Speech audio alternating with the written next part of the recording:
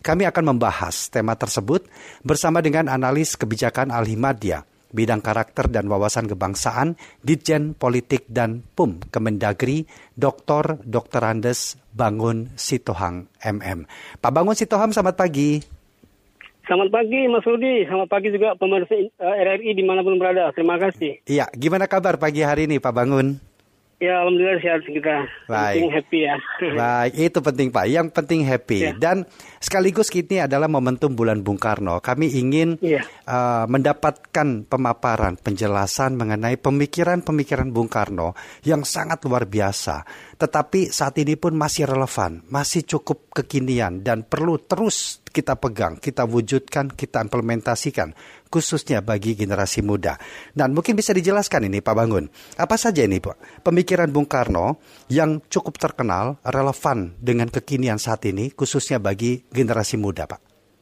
Oke, terima kasih Mas Rudi. Pemirsa dimanapun berada. Pertama yang kita harus maknain bahwasanya Bung Karno adalah proklamator kita dan pencetus daripada nilai-nilai Pancasila itu yang 1 Juni.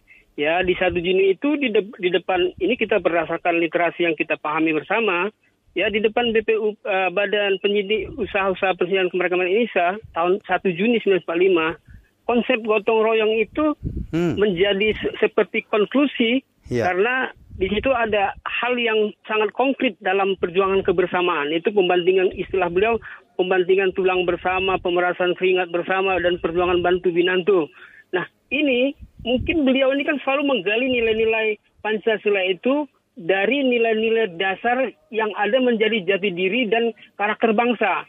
Nah, kalau kita konsep ke belakang, aslinya itu gotong royong itu kan kenapa dibilang dia pembandingan tulang bersama? Ya. Ini konsep masyarakat pedesaan kita yang dulu hampir dibilang 75% masyarakat desa. Nah, kalau bertani itu Mas, saya juga pernah bertani. Ya. Jadi kalau yang namanya gotong royong itu tidak kepala desanya ditentukan.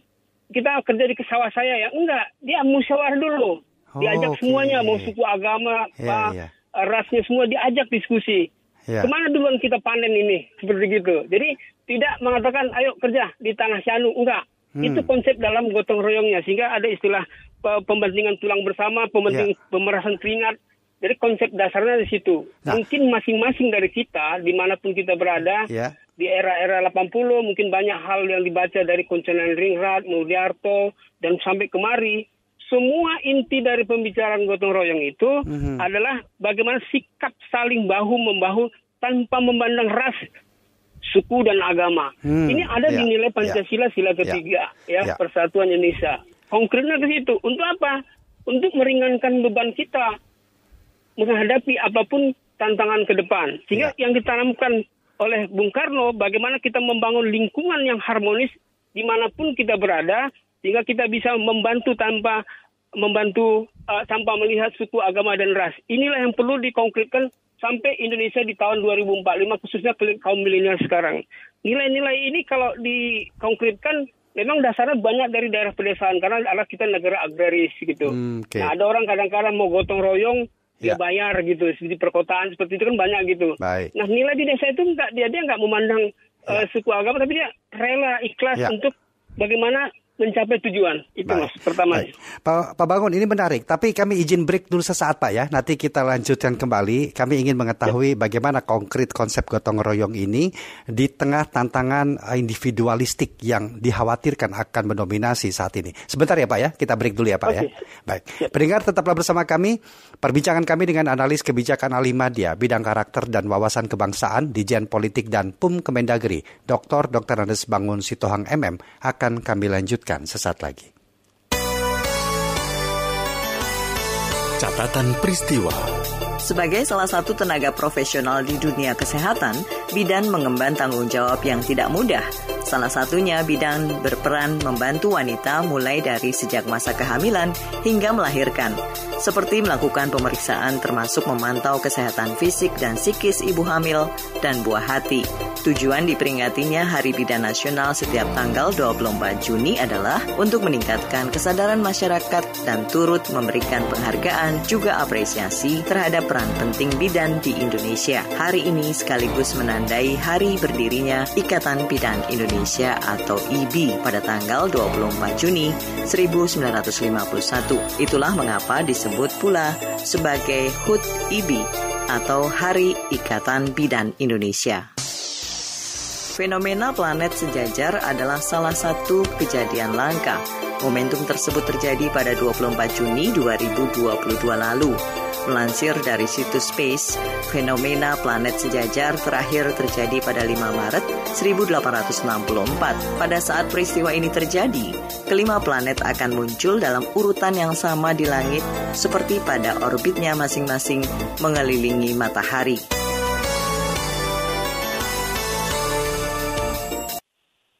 Baik pendengar, kita lanjutkan pagi hari ini masih berbincang bersama dengan Bapak Bangun Dr. Andes Bangun Sitohang MM. Beliau adalah analis kebijakan ahli media bidang karakter dan wawasan kebangsaan di Dijen Politik dan PUM Kemendagri. Terima kasih Pak Bangun Sitohang masih bersama kami. Ya. Baik Pak, tadi Bapak garis bawahi tentang konsep gotong royong. Kalau saat ini Pak kita melihat dengan tantangan yang ada, kemudian karakter individualistik, kemudian potensi perselisihan yang cukup besar di sesama anak bangsa. Bagaimana menghidupkan, memasifkan kembali konsep gotong royong itu Pak?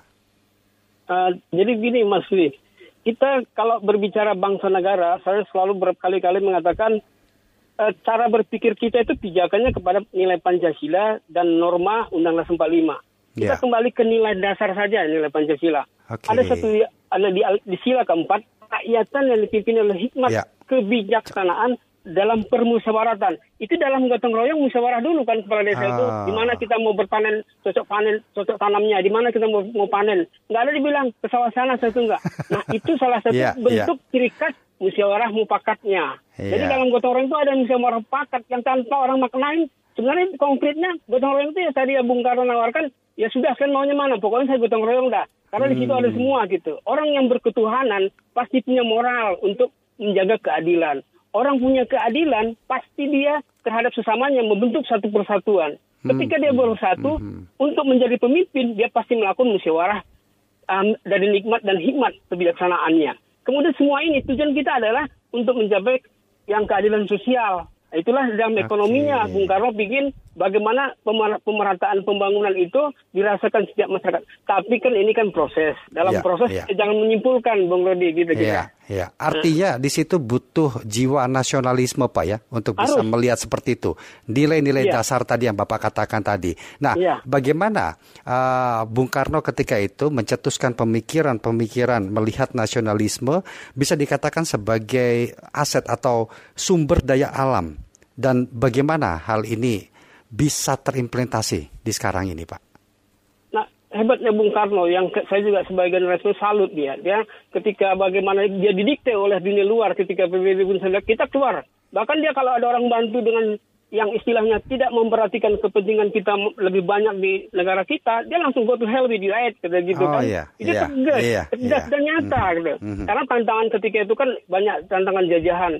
Jajahan itu harus kita maknai juga. Pada saat ini kan kita banyak juga nilai penjajahan melalui IT ya, teknologi yang tanpa kita sadari. Kita ikut misalkan pinjol. Itu kan salah satu bentuk yang membuat bangsa ini stres gitu. Tanpa kita sadari gitu. Hal-hal seperti ini, penjajahan di era teknologi ini juga banyak. Kita diarahkan kemana dengan IT mereka, dengan template tertentu. Nah ini yang perlu kita hadapi ke depan. Kita jangan berbagi share ya. Sekarang kan zaman sharing-sharing semua ini, Pak Budi ya. Zaman sharing. Itu juga bentuk gotong royong memang. Biar dia potnya banyak sharing. Tapi kadang-kadang yang di-sharing itu yang hoax sebanyak. Ini tantangan bangsa ke depan untuk generasi milenial dengan era IT. Kita harus pikirkan dari sekarang. Kita jangan bermimpi 2045 itu, kita akan mencapai itu emas gini. Jangan nanti mas karat gitu kan. Dalamnya besi semuanya gitu. Nah, dari sekarang 20 tahun ke depan kita harus berkorbanlah untuk bagaimana membuat pijakan kurikulum yang benar-benar sesuai dengan jati diri bangsa yang Soekarno selalu bilang. Ya kan, dengan jati diri. Kalau saya pernah bilang, itu jati dirinya dingin, kira-kira gitu Mas. Orang Indonesia itu jati dirinya Pancasila. Keluar dari itu, ya kita nggak usah berandai-andai yang lain. Karena menarik. Kita bersatu itu karena Pancasila. Kalau saya ibaratkan gini Mas, saya pernah dengar salah satu pakar mengatakan, sapu lidi itu ikatannya itu kan yang kuat sehingga dia kan bersatu kan. Ikatannya itulah Pancasila di situ gitu. Yang satu sabu lidi itu persatuannya. Ketika dia banyak berkumpul banyak, itulah persatuan. Itulah seperti itu. Persatuan Indonesia dalam konsepsi Pancasila. Baik. Terakhir, apa pesan penting Bung Karno untuk generasi muda yang bisa kita pegang saat ini, Pak? Pertama, kita harus kenal diri kita. Konsep gotong royong itu adalah merupakan cikal bakal kita menjadi satu bangsa. Arti satu bangsa, persatuan Indonesia itu karena kita konsep gotong royong. Di situ ada nilai musyawarah, nilai kepedulian, nilai saling silaturahmi yang baik, dan saling menghargai, bahkan saling membangun ekonomi. Kan pertanian itu kan membangun ekonomi masyarakat kan? Nah, membagi lahan-lahan pertanian yang layak petani untuk dalam mengembangkan usaha-usaha mikro. Sekarang Pak Presiden kita kan menggalakkan UMKM. Itu seperti itu kan sederhana. Tapi dia merupakan kekuatan bangsa ini dengan gotong royong UMKM itu untuk membangun ekonomi Indonesia yang lebih kuat. Jadi itu konkretnya Mas. Jadi ke depannya juga kita diharapkan pada teknologi canggih. Banyaknya semua IT sudah masuk ke masing-masing anak-anak generasi muda. Itulah perlunya kita selalu memberi teladan. Itu paling kata kuncinya. Sehingga nilai gotong royong itu tetap ada, saling komunikasi yang baik, peduli lingkungan, saling membantu, harga menghargain, dan tidak melihat suku, ras, agama dalam konsep untuk membangun bangsa. Sehingga kita benar-benar I'm Indonesia gitu. Iya. Baik, Pak Bangun Sitohang, terima kasih banyak ya Pak ya sudah berbincang pagi hari ini bersama dengan Pro 3 RRI. Semoga bermanfaat mengingatkan kita kembali pesan-pesan Bung Karno yang penting yang masih relevan untuk kita pegang, kita wujudkan, kita implementasikan di masa kekinian. Terima kasih Pak Bangun untuk waktunya. Selamat beraktivitas Pak. Sehat selalu Pak. Selamat pagi. Amin. Terima kasih. Demikian analis kebijakan ahli media bidang karakter dan wawasan kebangsaan, Ditjen Politik dan PUM Kemendagri, Dr. Andes Bangun Sitohang MM.